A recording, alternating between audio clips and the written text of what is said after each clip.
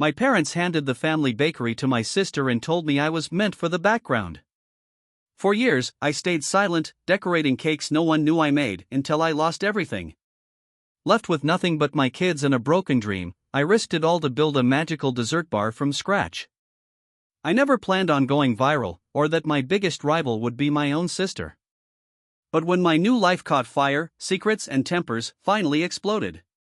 If you've ever wondered what happens when the quiet one fights back, you need to hear my story. I used to think the smell of cinnamon rolls meant home. Every morning growing up, I'd wake up to the scent of dough rising, sugar caramelizing, my mom humming off-key in the kitchen. My parents owned a cozy little bakery in our town, Langston's Hearth, and I spent more time there than I did in my own room. I was the middle child. Quiet, dependable, the one who never gave them trouble. Samantha, my older sister, was the one with the megawatt smile. The future CEO, they always joked. I think I believed it, too. She had this way of making people believe whatever she wanted them to believe. Even me. But in the bakery, I came alive. Not in the front of house, God no.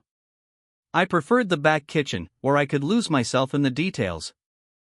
I'd stay up at night sketching cake designs in my notebook while Sam practiced her customer service voice in the mirror. By the time we were adults, everyone assumed we'd take over the bakery together. We even talked about it. I imagined late nights elbow deep in frosting, brainstorming new ideas while our kids played in the flour sacks like we used to. It was a shared dream. Or so I thought. When my parents finally decided to retire, they called us in for what I assumed was a planning meeting. I even brought a notebook. Instead, they handed Samantha a leather folder. She opened it with a little smirk already forming on her lips. "Congratulations," my dad said, "Langston's Hearth is yours." I stared at him, waiting for the rest. "What about me?" I asked, trying to keep my voice steady. "You'll still be involved," Mom chimed in, too quickly. "But Sam's the face of the brand, sweetie. She's got the charisma, the business drive. You're more, behind the scenes." Behind the scenes. Like a stagehand for a show I helped write. I nodded, numb, and said nothing. Not then. Not that night. Not for weeks. I kept showing up. I kept decorating cakes, designing menus, creating displays that customers raved about, but with Samantha's name on every single one. She started a social media account for the bakery. Posted my designs with captions like, "Look what I whipped up today." Sometimes I'd scroll through the comments. "You're so talented, Sam. How do you come up with this stuff?" And I'd just watch. Like a ghost haunting my own life. 2 years passed like that. Until one day, she asked me to come in early. I found her at a table with our parents. Papers spread out. She smiled, tight-lipped. "We're restructuring," she said. "Nothing personal, but your position is being phased out. We just can't justify the cost of a full-time decorator." I looked at my mom. She wouldn't meet my eyes. "We love you, honey," my dad added, like that would make it hurt less. I nodded again. Always nodding. I went home and cried into a dish towel so my kids wouldn't hear. Ella was 10. Max was 7. They asked the next week why we didn't go to the bakery anymore. I told them the truth. Because it's not ours. It never was. The first few weeks after I got let go, I moved like a sleepwalker. I applied for a couple of jobs at grocery store bakeries, even a hotel kitchen, but nothing felt right.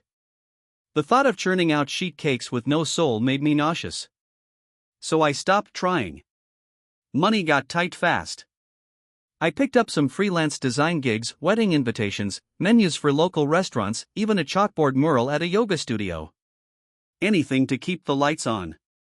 But none of it paid enough. I stopped buying coffee. Stopped buying clothes that weren't for the kids. I stopped driving past the bakery altogether. It was easier not to see my own work hanging in Samantha's window like a trophy she never earned. Rachel was the only one who really saw me. She'd drop by with groceries just because or text me at midnight with YouTube videos of over-the-top dessert builds. Once, she asked if I ever thought about doing something with my own name on it. I laughed. Then cried. I can't even afford new piping bags, I told her. Still, she never pushed. She knew me too well for that. One afternoon, I was sitting in my car after picking up Max from a birthday party when she called me out of the blue. Okay, hear me out, she said, skipping any greeting. I just drove past the old Avery Cafe. You know, the one that's been boarded up since, 2016? It's for sale.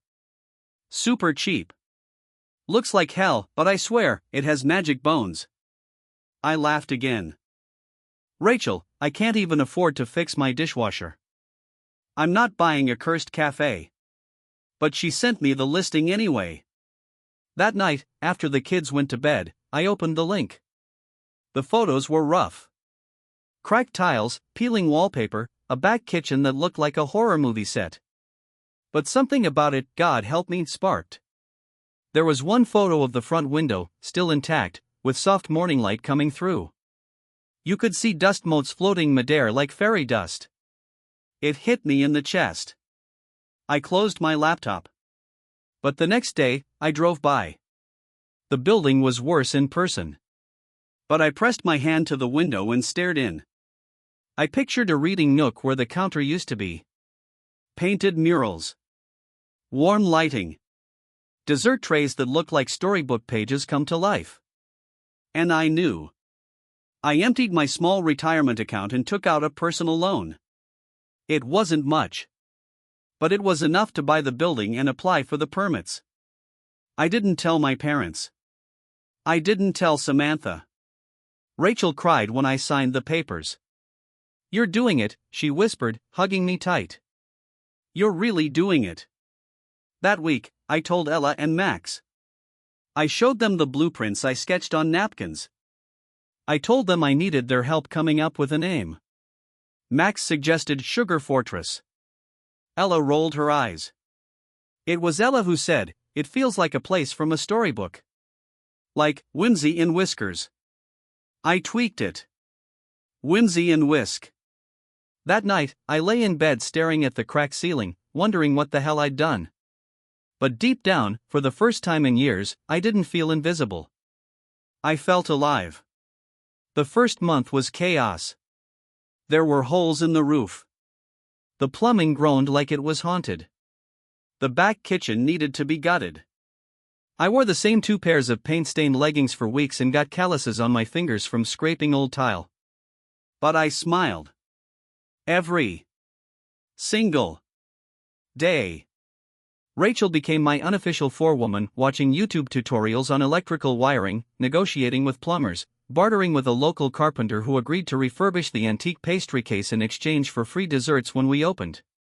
Ella and Max were my taste testers. Every new cupcake, tart, mousse, or ganache had to pass the kid magic test. If it didn't light up their eyes, it didn't make the menu. I worked nights, mostly.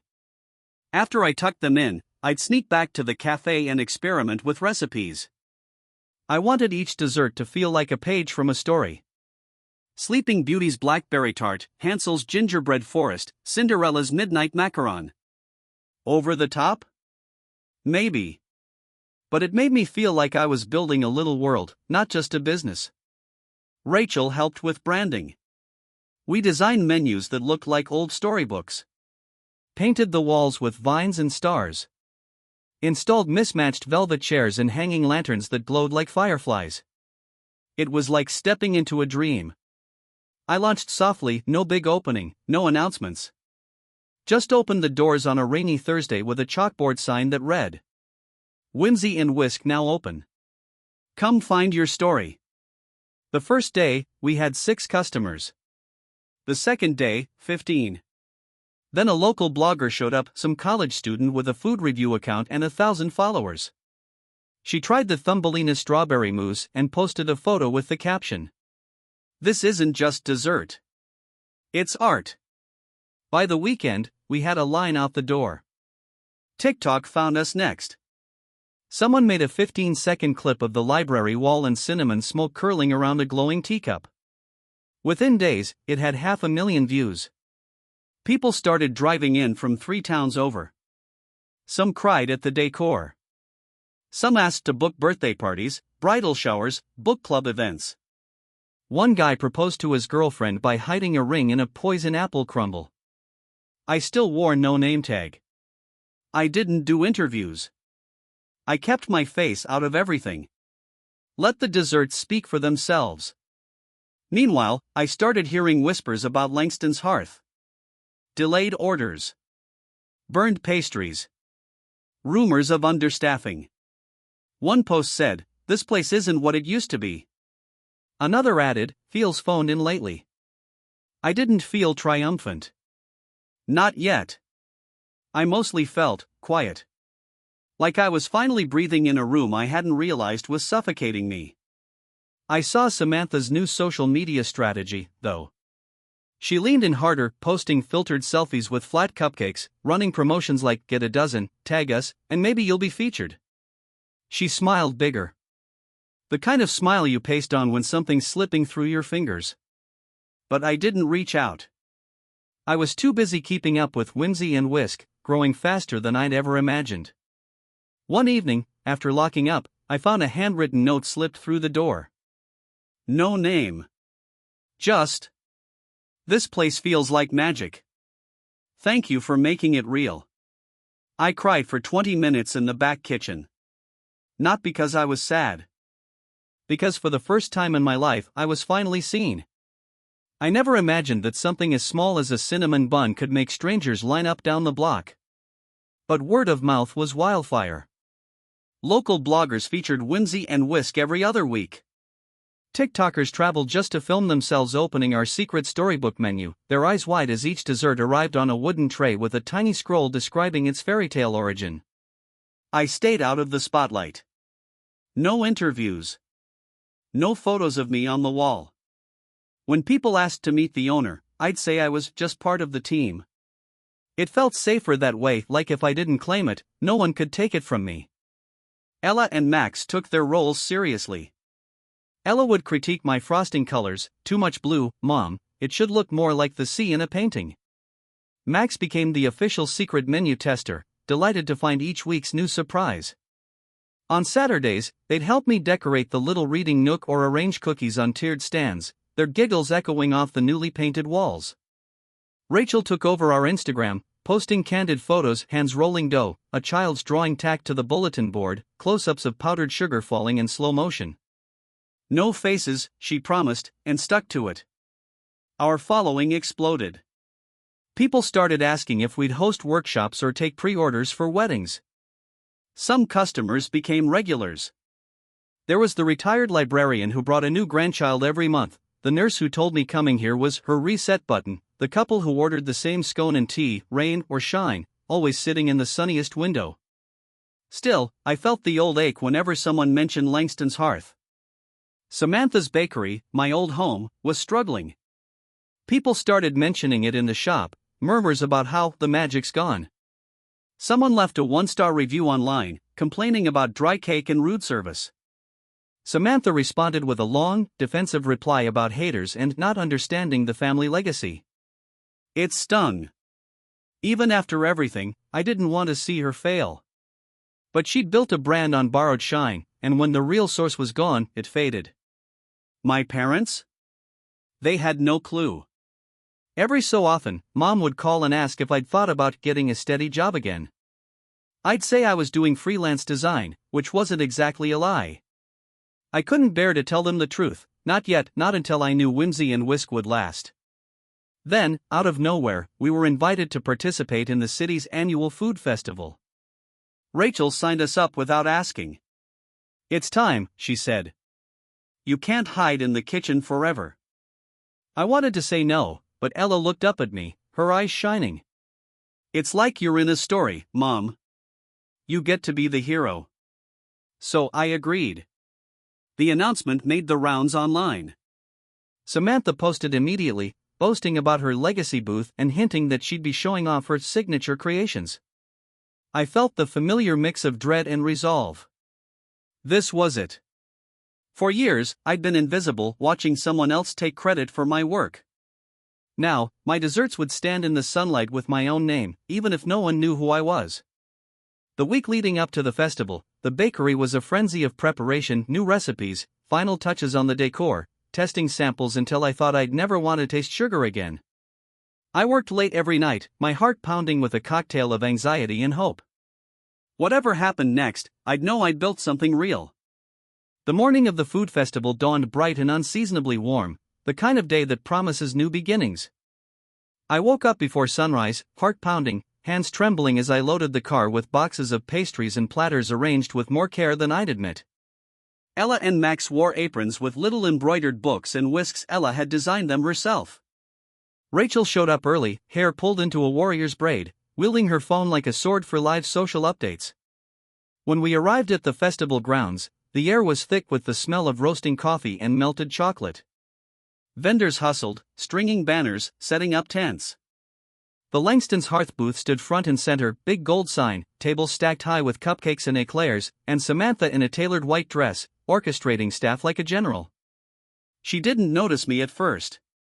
Our booth was smaller, tucked along a row of newcomers. But as soon as we set out our trays, people began to gather.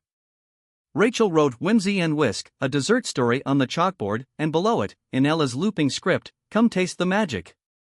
We unveiled the menu, desserts inspired by folklore, each with its own story scroll. Red Riding Hood's cherry cobbler, Peter Pan's Neverland puffs, Sleeping Beauty's dream mousse. I watched faces light up, grown-ups grinning like kids, couples reading stories aloud to each other as they sampled. The line grew. Then doubled. Local bloggers arrived, snapping photos. Someone live-streamed our table, another tagged us in a post that got hundreds of shares before noon. A reporter stopped by. She tasted the Hansel and Gretel crumble, her eyes going wide. "Who's the genius behind these?" she asked. I hesitated. Rachel chimed in, "Just a mom with a love of fairy tales." Across the field, Samantha's booth was busy, but I saw her glancing over. Every time the crowd surged at our table, her jaw tightened. She flashed her camera-ready smile, but I could see the panic underneath. After lunch, the local paper photographer snapped a candid of me laughing with Ella and Max, flower on my cheek, hands busy arranging tarts. That evening, the festival awards were announced. Whimsy and Whisk won Best Newcomer. Samantha's Bakery didn't place. As I packed up, still numb from adrenaline, my phone buzzed. Rachel sent a link. The city's biggest food blog had posted. From newcomer to star, Whimsy and Whisk reimagines dessert culture. Beneath the headline was a photo of me, arms around my kids, our booth glowing in the golden light. For the first time, my name, Nina, was in print. No mention of Langston's hearth. No mention of Samantha. Just me. At home, the kids spun in circles, chanting "We did it." Rachel opened a bottle of cheap champagne, and we toasted to the future. But I knew it wasn't over. Samantha saw the article. The next morning, my parents called. Mom's voice shook as she asked, "Nina, why didn't you tell us?" I didn't know what to say.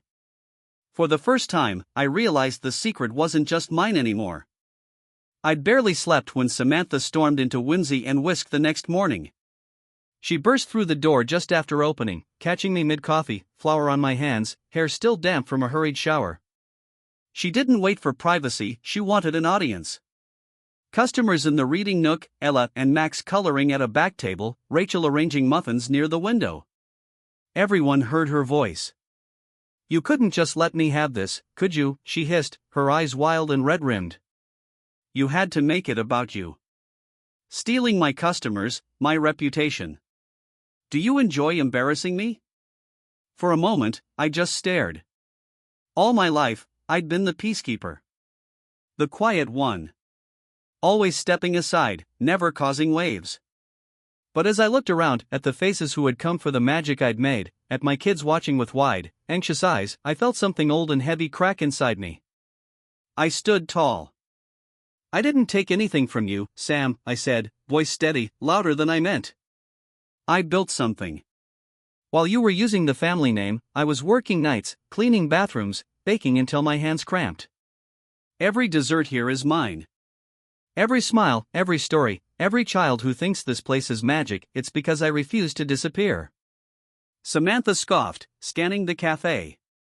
You think you're special? You're just jealous. I worked for what I have. You worked for appearances, I shot back, surprising myself. You built your brand on a lie. You took credit for things you didn't create. Maybe you fooled mom and dad. Maybe you fooled the town for a while. But you never fooled me. And now, people see the difference. There was a stunned silence. A regular customer, a nurse, put her arm around her young daughter. Rachel met my eyes, silent pride radiating from her. Samantha's voice trembled. You don't deserve this. They always said I was the one with the business sense. I shook my head. Maybe you are, Sam. But I have heart. And that's something you can't fake online. Her face crumpled, anger slipping into something rawer, fear, maybe, or sadness. She spun and left, the door slamming behind her. For a long moment, nobody spoke. Then, as if on cue, someone started clapping. Ella and Max ran to hug me. Rachel squeezed my shoulder so hard it hurt. It wasn't triumph I felt. It was release. Later that afternoon, my parents came by. My mom's eyes were red, my dad awkward and quiet. We read the article, she said, voice wavering. We're sorry, Nina. We didn't know. We should have listened. You've built something wonderful here. My throat tightened. Part of me wanted to let them in, to accept the apology I'd been craving since the day they gave away the bakery. But another part, the new part, needed boundaries.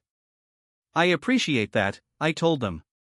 But I have my own family, my own business. I hope we can move forward. Just differently. They nodded, tears shining. For the first time, I felt like an equal, not a consolation prize. Samantha didn't call. Not that day, not that week. But I knew a seed had been planted. Sometimes the hardest truths grow in silence. In the weeks after the festival, everything felt sharper, more vivid, as if I'd stepped into my own life for the first time. Whimsy and Whisk buzzed with new faces and regulars alike. We started turning a profit, but more than that, the place had a heartbeat, a gentle hum of laughter, sugar, and stories swirling through the air. A month later, an email arrived inviting me to speak on a women in business panel. I almost deleted it, panic rising, but Ella saw the subject line over my shoulder. You should do it, Mom. You always tell me to be brave. So I said yes. The day of the event, I wore my favorite dress, the one with flower stains that wouldn't wash out. The auditorium was packed. When I took the stage, my voice shook, but as I spoke about risk, rebuilding, and finding power in invisibility, I watched women nod, some with tears in their eyes. A few lined up after to ask advice or just say thank you. I realized I wasn't just a baker or a mom. I'd become a story other people needed to hear.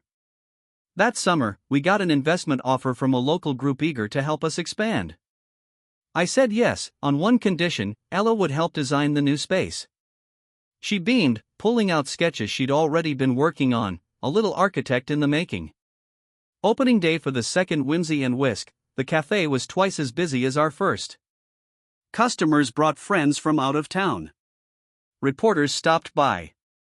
The energy was different, electric, joyful, without a shadow from the past. My parents started visiting more, awkward at first but slowly more comfortable. They apologized again, offering to help, but I kept my boundaries. I let them in as grandparents, not business partners. I loved them, but I finally understood I didn't need their validation to feel whole. As for Samantha, she kept her distance. Rumor was, she'd started taking business classes at the community college. I saw her once in the grocery store. She nodded at me, something tired but genuine in her eyes. There was no dramatic reunion, just two women learning to grow up, apart. Sometimes revenge is loud and burning. Mine was quiet, living on my own terms, raising my kids in a place we built from dust and heartbreak. I watched Ella teach Max how to swirl icing, saw Rachel coach a new hire, felt the rhythm of our days fill with purpose and possibility. Whimsy and Whisk wasn't just a cafe. It was proof that being overlooked isn't the end. Sometimes, it's where the real story starts.